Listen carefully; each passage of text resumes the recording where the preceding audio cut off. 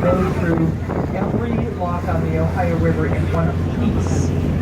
Every 1,200-foot lock on the Ohio River in one piece. And that's very advantageous economically and time-wise. Yeah, this is terrific. This harbor tow is attached himself to a barge, and he is moving out.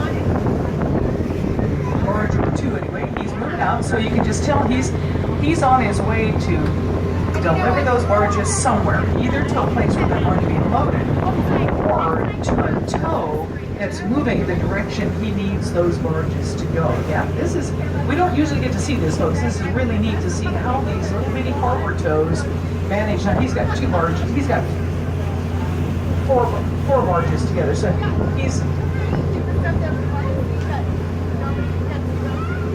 No, 2 barges.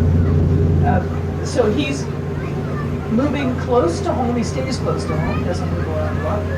These barges are empty, so they're going somewhere to be loaded and attached to a tow that's going to go somewhere for them to be loaded. Great photo there. What I was telling you earlier about this island and why that barge that sunk at the upper end of the island is so significant, this was not an island to start. There was a sandbar here called Wilson's Bar, and those were marked on topographical charts and navigational charts because you didn't want to run over a sandbar with your boat. You'd get stuck on there, and who knows how long it'd be before you come off. So they were marked on maps and with navigational lights oftentimes. It's believed, and they don't really doubt this anymore. This is not theory anymore. This is fact. A flatboat sunk right there at the upper end of where the island is today, on Wilson's Bar. Mother Nature kept depositing things up behind that flatboat. Okay, we're coming to the bridge, babe. Build and build and build and build until this entire island was formed, starting with the sinking of a flatboat. This island is solid mass. It can support very large vegetation. Now that just tells you how much power Mother Nature really does have to form an island entirely from one small event in river history.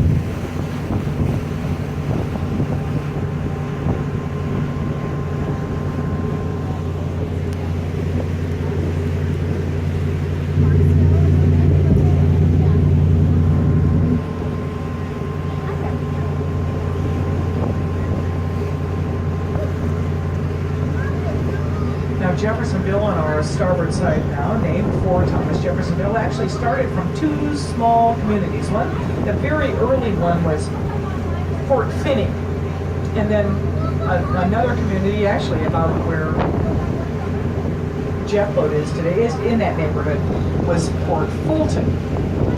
Jeffersonville began as a small community about where you see where I-65 is today, and then it started to grow east and eventually absorbed both the areas that were Fort Finney and the area that at Fort Finney and Port Fulton. The citizens decided to name it Jeffersonville after Thomas Jefferson. This community formed in 1802. So we have lots of old towns around here with old history, and so much of it having to do with the river. It was the main flow for everything. It's where you got your water, but it's also how you got stuff in and out and how you moved in and out. Roads were very difficult to built by hand and very expensive.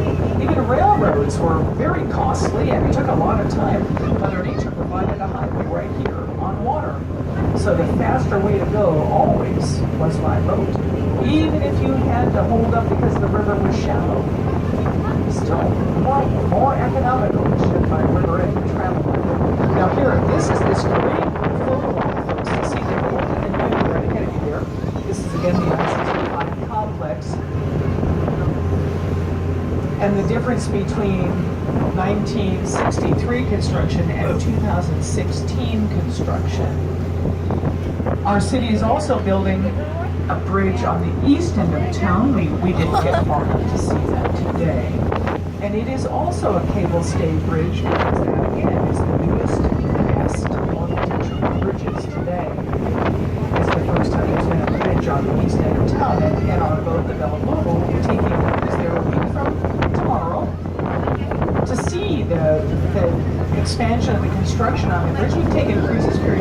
see how it's been going.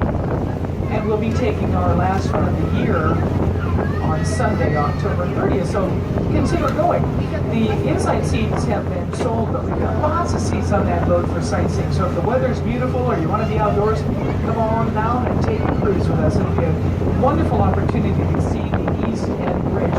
It's a longer cruise, 3 hours, like our Oktoberfest cruises. And we have all kinds of special events coming up here this year. Most of those will be the next weekend. Bridge cruise the next day. And then the Spirit of Jefferson doing lots of special events over the rest of the year. Stand There we go, underneath the I-65 bridge. Now the next bridge we're going to be going under, and the last one we're going to go under, is the 2nd Street Bridge. Now that's just our own name for it. It does have a real name. It started as the Louisville Municipal Bridge in 1929. Now 1929 saw lots of events in this area, not the least of which was the raising of the water level through a federal plan called canalization.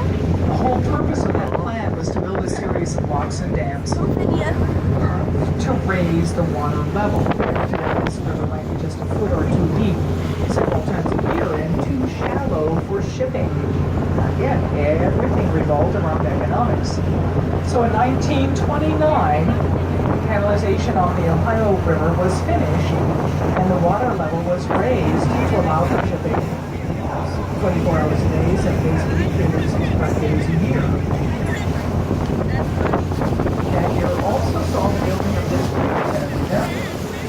The first bridge in this area was there between Louisville and Louisville. And it was also the first bridge on the Ohio that would accommodate both vehicle and pedestrian traffic.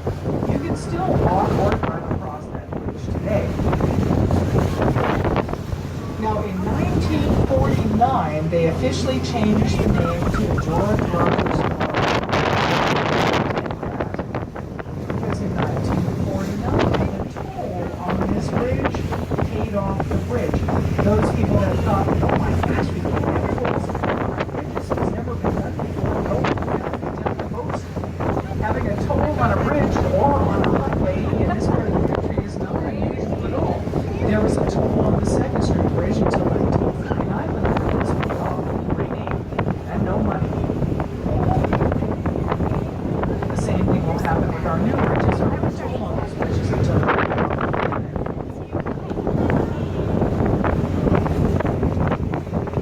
now up ahead of you there you can see I should mention that, oh shucks, we're going to go back near the trees here.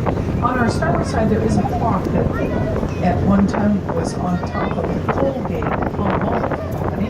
Hard to see with the trees. It's just a dilemma. This time of year you can't see much on the image of any of the trees. But there was a clock there that was originally brought to this area, but the Colgate Company bought a building here. It was serving as a penitentiary prior to that.